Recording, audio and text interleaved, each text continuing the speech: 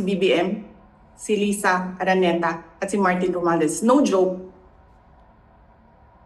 No joke. Hello po mga ka-viral and welcome back again to this YouTube channel. Latest update na naman tayo. Vice President Sara Duterte mainit na binabantayan ngayon ng National Bureau of Investigation pagkatapos mag-file ng mga kasong NBI sa Department of Justice o DOJ sa Vice Presidente.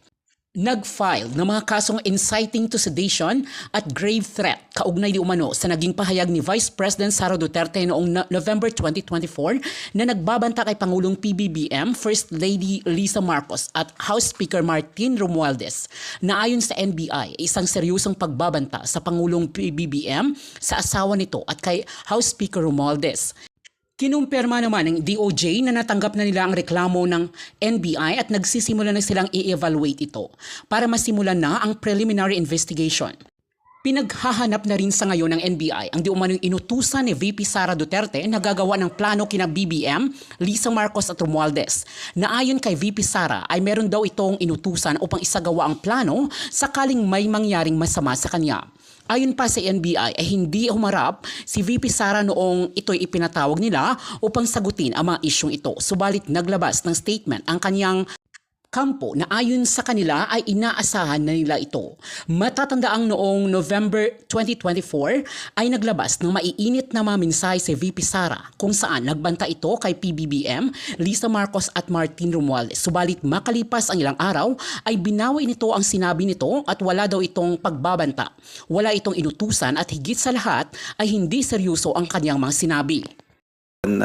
Saktong-sakto na sa sasakyan ako, nakita ko na nag-file nga yung NBI. Actually, kasi ang NBI, presumption of regularity natin is an agency natin, National Bureau of Investigation. They would really dig deeper eh. Hindi sila yung tipong magsasampa-sampa ng kaso without having anything tangible eh. So, ang presumption natin that NBI, before filing, inaral nila maigi, nag-imbestiga sila. At although hindi pa natin alam kung ano specifically yung hawak nilang mga evidences, I would assume na mabibigat yung hawak nilang evidence for NBI itself to file such cases. And by evidences, sir, you mean na baka nahanap na po nila yung possible hitman na nakausap or ganun po ba, sir? That could be a possibility, ma'am. Isa sa mga possible. Pero of course, we cannot say until such time NBI divulges yung mga nakalap nilang information. Dagdagan ko lang para sa akin kasi personal take on this. Pinakamabigat po talaga sa akin yung active threat na yun. The threat to kill the president, the First Lady, the Speaker, para sa akin napakabigat. Bad po yun eh.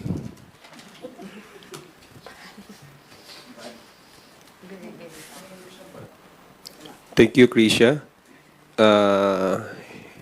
Any questions from our media friends? Willie Delgado from Radyo 630. Go ahead. Good morning.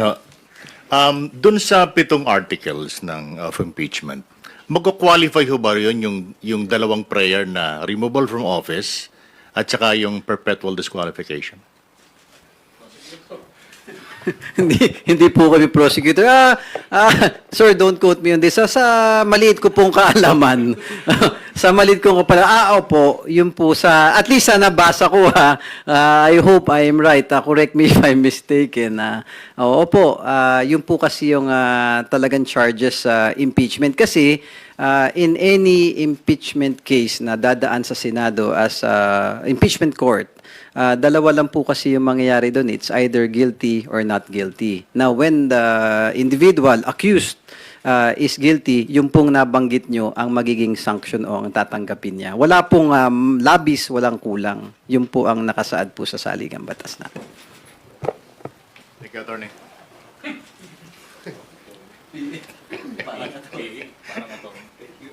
Thank you. Haji Camino from Brigada. You're recognized. Sir, morning. Masarap yung piatos. Anyway. Sarap, baong ko yung kanina. Sir, ang question ko, babalikan ko lang yung sa NBI. Kasi nag-release po ng very long statement si VP Sara kahapon. Sabi niya po, as expected. So, any comment po dun sa very short statement po ni VP? Nag-comment na ako actually yesterday na may video ako, pero sabi ko nga, expected yun. Expected na. Expected din namin yun. Kasi sabi ko nga, i-death threat mo yung Pangulo, First Lady, saka Speaker. Sabi ko nga, bad yun. Dapat di ginagawa ng tao yun. Sama yun. Okay, sir. Again, ako kasi yung stand ko lagi na NBI kasi agency natin ng National Bureau of Investigations. Talagang if you'd go to the bottom of things, I'm sure that meron silang nangalap talagang evidence. So if there is enough grounds or evidence para mag-file sila, hindi po gagawin basta ng NBI, in my humble opinion. So I think talagang meron at wait and see tayo kung how things will proceed. Let the process proceed, sir. Sige. Total may shout out po kayo kanina kay President Marcos Kong Pao. Maybe you would like to elaborate po on that. Particularly siguro yung magiging impact po nung very strong statements ni Pangulong Marcos against the, although hindi naman pinangalanan, pero obvious kumbaga kung sino po yung pinatutungkulan. Hindi. Ako dun talaga ang kilig factor ko talaga dun. Yung sa West Philippine issue pa rin. Sabi ko nga, di ba, yung recent na press statement ko, yung mga mouthpiece, saka yung mga pro na China ang stand nila. Sabi ko, dapat pro-Pinoy tayo, pro-Pilipino. Kaya dun talaga yung nagustuhan ko na part ng speech niya na, di ba, hindi tayo papayag na ang kokontrol sa atin ibang bansa. Malakas po na message sa akin yun. Maliban po sa pag-endorso nga ng mga kandidato na kasama namin sa alyansa, naniniwala ako na personally, yun ang highlight para sa akin dun sa speech niya. Sayang nga, hindi ako nakasunod pero nagkaroon din kasi ng alyansa na mini rally doon sa amin. Dumaan sila sa San Fernando, La Union. Kaya nag-host na lang ako at syempre, binigyan natin ng daan para ma-meet din po ng mga taga La Union yung mga ilang kandidato ng alyansa. Pero sa akin, yun yung highlight ng buong speech niya. Just to add, sir, ako yung hindi kasi naano ko doon sa sinabi ni President BBM, yung issue-based, yung mga kandidato doon sa alyansa, actually medyo kinikilabutan ako nung pinapanood ko yung speech ni Pangulong Bongbong Marcos na talagang nakita mo yung stand ng mga kandidato sa alyansa, very issue-based Talagang may stand sila bilang candidates Ako kasi naniniwala na maraming nangangampanya na ngayon, nagsimula na yung national elections, maraming mga senatoriables na tumatakbo. Hindi kasi masyadong accepted sa akin na yung sinisigaw ng kandidato, iboto mo ko dahil dala ko si gantong kandidato, dahil nakaalyansa ako sa gantong partido. I think that should not be the case. We are all Filipinos Those candidates who stand for our country should be the ones na pipiliin ng kababayan natin. And when I heard that President Bongbong Marcos was raising issues to stand para sa bansa natin, kaya natutuwa ako na ito yung mga kandidato sa alyansa. And kami, na being part of the alyansa, will be really fighting for this senatoriables who are standing for our country, hindi kung kani-kaninong politiko o partido. Last question na lang po. I think this was refuted already by the former retired Supreme Court Associate Justice Carpio. But baka may comment lang po kayo sa sinasabi ni former Speaker Pantaleon Alvarez na pag napatalsik daw po si VP Sara through impeachment nga po, magtutulak daw po kay former President Duterte to run again for president in 2028. Good luck. Siya ba magwa-vice kay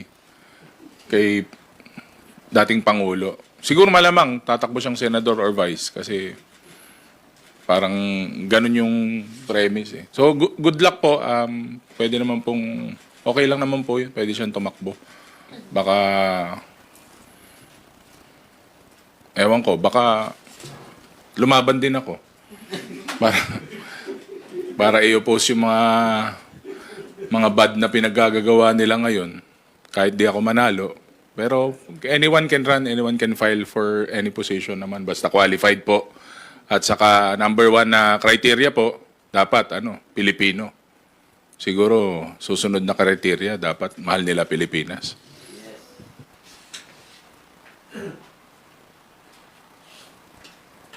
Thank you, Haji. Melanie Reyes from Radyo Pilipinas. Sir, good morning. Sabi po ng NEDA may panandali ang pagtigil ng US aid assistance. Other issue naman, sir, bukod sa impeachment. Sa inyong palagay, sir, anong pwedeng magawa ng gobyerno for long-term economic resilience para mabawasan yung dependence natin sa foreign aid?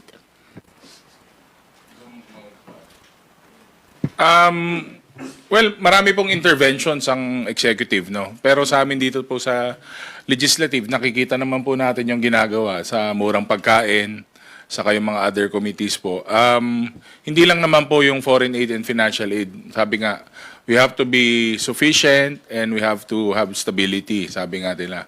Pati yung food security natin, isa rin sa mga tinitignan. So, magkakaakibat po lahat yan eh. So, on our part, sa House of Representatives po, siyempre yung policy support and policy development po, saka kung may mga kailangan tayong i-amend, doon po talaga yung dapat tutukan ng House. Although naka-recess po tayo ngayon, wala naman po limit na pwede po kaming mag-conduct ng mga hearings namin. Pwede naman pong gawin yun kahit na naka-break, kahit campaign period. Kasi nga, yun po ang number 1 na kailangan nating tutukan, yung mga bagay-bagay na yon, which is yun naman po ang prioridad ng ating Pangulo. So, again, on our part, yung pagsulong, development, policy support, saka kung ano man, kung kailangan namin pumunta sa ibang bansa at to seek kung paano nila ginagawa yun through other forms of legislation or yung Pangulo, marami naman siyang treaties, marami naman siyang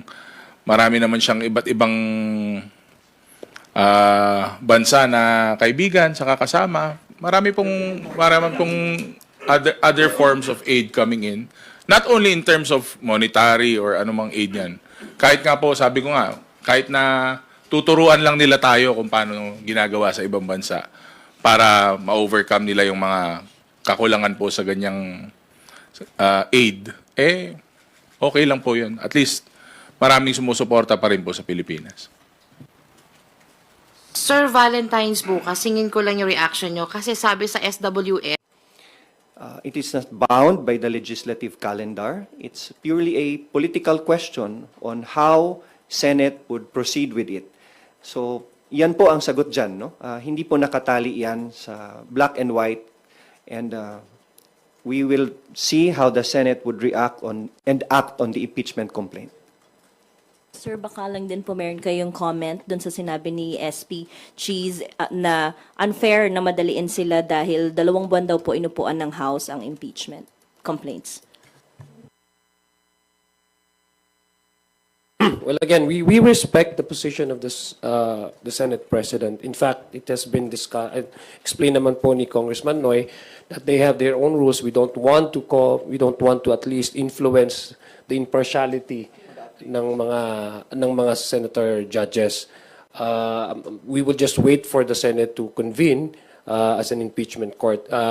Sa amin po, as long as we have already relayed and we have displayed the urgency and the priority that we have established that these impeachment complaints should be given primacy and should given priority, it's up to the court, no, the impeachment court, the Senate. When will they convene as a impeachment court? So, yun lang po yung amin. There's no prescriptive time naman po, prescriptive time na sinabi po sa Constitution that once it is filed, once it is transmitted to the Senate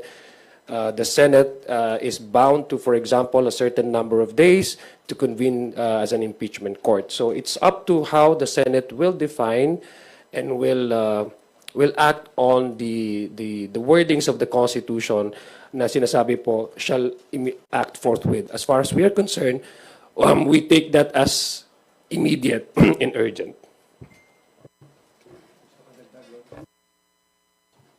Okay. Sir, doon naman sa sa mga prosecutors, paano po yung hatian, division of labor doon sa 7 articles of impeachment? Sinong congressman ang mag-handle ng specific articles po? As of the moment po, wala pa pong assignments po of which prosecutor will be handling which articles. I think this is something to be discussed further down as we form the full impeachment secretariat po. Your reaction din, sir, na parang yung mga ibang mga kamag-anak ng ibang senador ay hindi po pumirma doon sa impeachment complaints. Parang doon sa mga kamag-anak, 3 lang po yung pumirma. But most of them hindi po pumirma doon sa complaints. May implications po ba ito on the... Well, how would you interpret that? I hope you'd understand we'd refuse to comment on that po.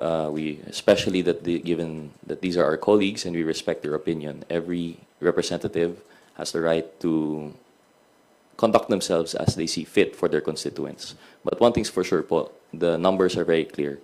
This is more than 1/3 required. There is a supermajority, so to speak. Yun na po yung impeachment complaint po natin. Just to add, legally, it will not affect the impeachment complaint. It will not affect the impeachment trial. And cold neutrality of an impartial judge by the Senate and the members of the Senate would be better preserved siguro kung may ganyan. I-add ko lang, it just goes to show na yung mga lumalabas po na mga fake news at mga rumors na merong sa pilitan, na merong nagkakaroon po ng pag-influensya sa ating mga miyembro, ito po ay nagpapatunay na ang bawat isa po sa amin ay nagdesisyon base ho doon sa kanilang pag-appreciate ng merits ng complaint na ito. Last na lang po. Your comment, sinabi raw po ni Duterte Youth Party List Chairman Ronald Cardema, alleges funds for later release were promised to the 215 lawmakers who signed the 4th impeachment complaint against Vice President Duterte. Again, kaya po ang committee, ang TRICOM ay nagko-conduct po ng investigation at inquiry in aid of legislation dahil po precisely because of these rumors and this chismis and this fake news na lumalabas po doon sa ating lipunan. Wala pong katotohanan sa mga sinasabi na ganyan. We would like to again to focus on the impeachment complaint. Ito po ay diversionary tactic na ginagawa po ng mga tao o grupo na ina-assail po nila yung integrity ng House, yung merits nung kaso o nung complaint na ipinasa po natin, tinransmit po natin sa Senate. Gusto ko lang pong ipaabot sa ating mga kababayan na we should be focused on the complaints, on the articles of impeachment. Wag tayo magpapadala at maniniwala sa mga diversionary tactics na ginagawa po ng ilang grupo po. Kaya nga po tayo inaagaran natin na magkaroon po ng batas para ma-regulate po natin at mabigyan sa solusyon itong mga fake news po na lumalabas, disinformation, malinformation, and misinformation po na lumalaganap sa ating lipunan. Isa na po itong mga balitang ganito.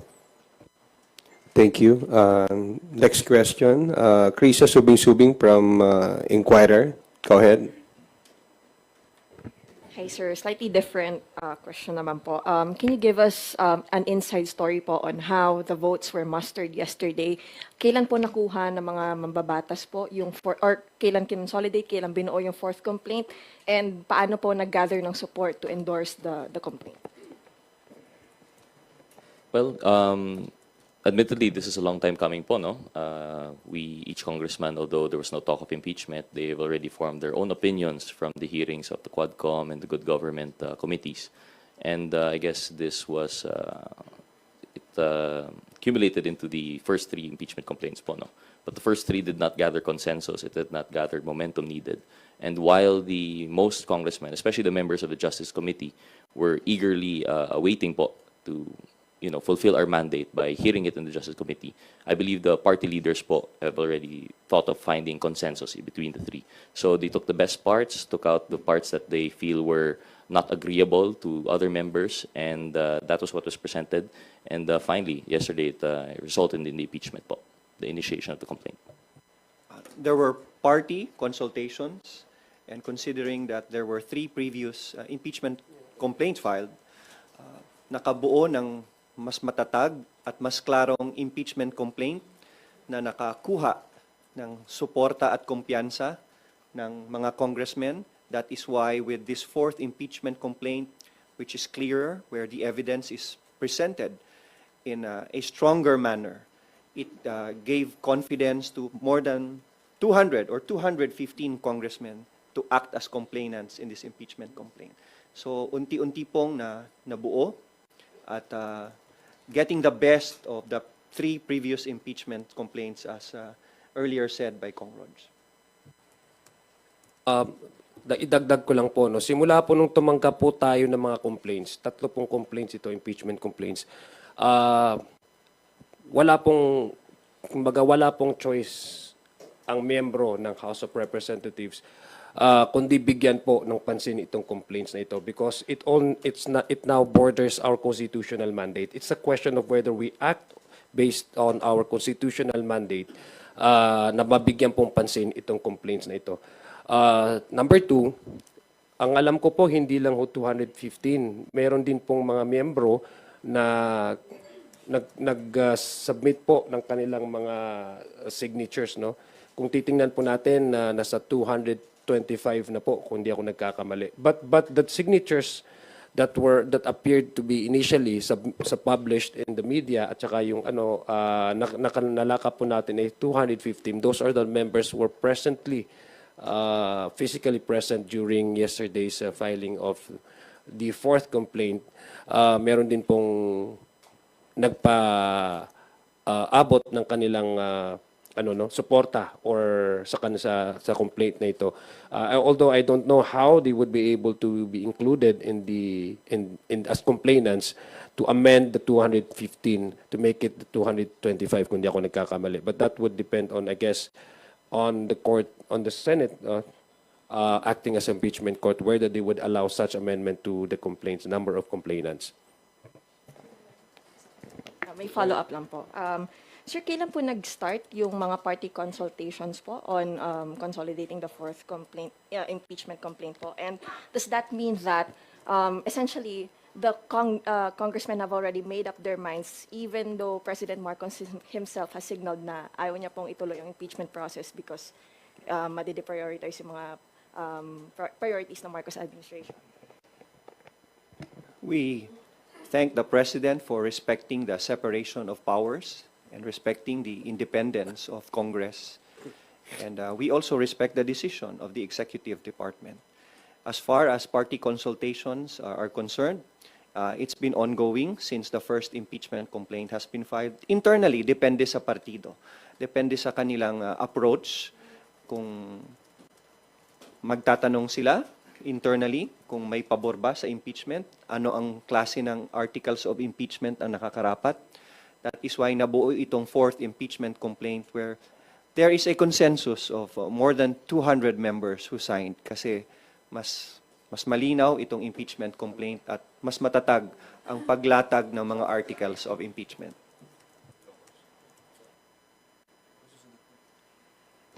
Thank you, Krisha. Next question from Billy Vegas of Abante Politico. Kung may mga kumakalat sa social media, may kapalit daw na ayuda yung pagpirma niyo. Well, as you mentioned po earlier, no, that's why we held this press conference because we understand with the events of yesterday, a lot of misinformation and disinformation will be spreading around. Categorically, we're going to, I don't know, it actually dignifies this answer, but we're going to have to categorically deny such allegations in the same way deny yung allegations po from the chairman ba yun, may FLR. This was an independent action. We believe that's done faithfully and truthfully by each member, that they signified their intention and support of the impeachment complaint based on the merits of the case and nothing more. Yun lang po siguro. Just to add to that, no, ito po ay nagsimula na po ang smear campaign sa prosesong ito. Actually, ako personally, I actually expect that a lot of misinformation and fake news will be coming out, no, after the filing of the complaint, no. So ang gusto ko lang pong i-reiterate at panawagan sa ating mga kababayan, wag ho tayong madadala sa ganitong klaseng fake news. Kasi ito po ay paraan para ilihis kung ano po yung talagang merits nitong prosesong ito. Yung mga complaint po, meron pong betrayal of public trust, meron pong mismanagement and yung utilization ng pondo ng bayan, meron pong issue dito na whether as highest or second highest official of the land would be allowed to contract an assassin to kill a sitting president, the Speaker of the House, and the First Lady. Yun po yung mga nandu sa articles of impeachment. So gusto ko lang pong ipanawagan sa ating mga kababayan. Kung meron po tayong nababalitaan ganito, ito po ay mga diversionary tactics. Ililihis po nila yung attention natin doon po sa proseso and at the same time to smear, to degrade, and to put question in our mind na ito pong prosesong ito ay hindi tama. Yun po ang gusto nilang ma-achieve sa mga ganitong fake news at misinformation na lumalabas. Kung I understand kung babanatan kayo ng mga critics, kaya lang meron kasing post dito si Congressman Lordan Suwan. Ang sabi niya, to my supporters, I know you stand with me. Rest assured na ayuda is coming. Well, yes, kanina pong umaga nakausap po namin si Congressman Lordan Suwan. Unang-una po, dinideny po niya categorically na hindi po yan totoo. Isa po yan sa paraan na sinasabi ko nga mga fake news. In fact, I would personally expect na meron pong lalabas din na mga balita tungkol sa akin. So ito po, sabi ko nga po, simula po nung nagkaroon tayo ng impeachment process, unti-unti pong lumalabas ito na pinipreempt nila po yung magiging resulta nito at dinilihis po nila yung atensyon ng ating taong bayan. I would personally say that Congressman Lordan Suwan is one of the most decent members of the House of Representatives. Hindi po niya ugali na kung basta-basta lang siya maglalabas ng ganong klaseng information na alam naman po niya na po pwedeng makasira sa kanya. Number 2, wala pong katotohanan yan, yung mga ganyang balita na meron pong ayuda na kapalit. Ito po ay isang constitutional obligation na binigay po sa amin ng Constitution. Hindi lang ho ito prerogative, hindi ho ito discretionary power. Ito po ay mandato at obligasyon ng bawat isang miyembro ng Kongresong ito para ipaabot sa Senado na kung meron mang hindi magandang gawain ng isang opisyalis specified under the Constitution, the President, the Vice President, Ombudsman, mga Justices of the Supreme Court, COMELEC, andun po, enumerated po yung mga official na to. Kung meron pong complaint galing sa ating taong bayan, remember, 3 complaint po ito, wala pong choice ang membro ng House of Representatives but to hear and make sure that these complaints will see the light of the day. May dagdag lang po, no? This is setting aside yung impeachment issue po muna. I'm speaking not as a prosecutor, but as a member of the TRICOM. As mentioned by Kong Zia, this just highlights the importance of the hearings that we are conducting there. This is a prime example of how misinformation and fake news are used not only to disrupt the personal lives, but the public functions of our government now. So I hope that yung sa ating mga kababayan, we continue to be vigilant and to really double-check and fact-check po, no? All of these informations coming out. Kasi lumalabas po, fake statement, fake page. Yun lang naman po. Idadagdag ko lang po sa mga fake news peddlers, tatayuan po namin ang obligasyon namin at mandato po binigay sa amin ng Constitution, no matter what you do. Maybe this is a good time also to thank the media corps of Congress for maintaining integrity in journalism. Magiging matatag po ang propesyon ninyo kung wala yung mga fake news na galing sa ibang tao na hindi naman accredited. Kaya magtulungan po tayo to maintain integrity in media, maintain integrity in journalism, because you will be our partners in transparency and in accountability.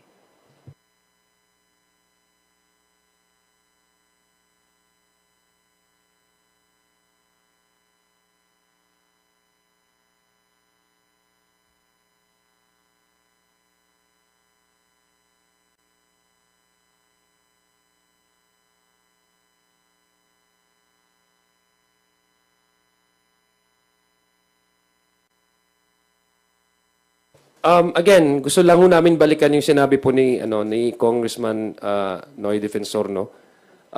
We respect the timeline of the Senate. We respect their decision when they will convert the institution into impeachment court. But we also expect these senator judges, to be impartial.